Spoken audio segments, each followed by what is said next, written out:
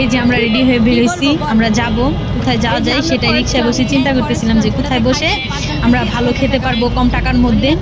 তারপরে হুট করে আমরা মানে চারপাশে রাস্তার মধ্যে আমরা রেস্টুরেন্টগুলো দেখতেছিলাম। তারপর প্ল্যান হলো আমরা পিৎজা বার্গে যাব।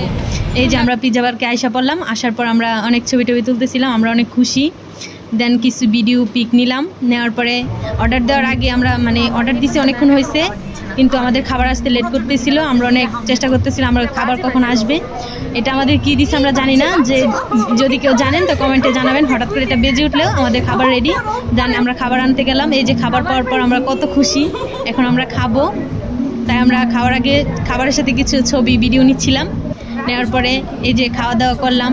4 জনের খাবার অর্ডার দিছি, কিন্তু আমরা মানুষ 3 জন। খাওয়া দাওয়া শেষ, এখন আমরা চলে যাওয়ার জন্য বের হয়েছি। এই যে আমরা রিক্সাতে উঠলাম, রিক্সাতে ওঠার পরে সুন্দর করে আইসা পড়লাম বাসায়।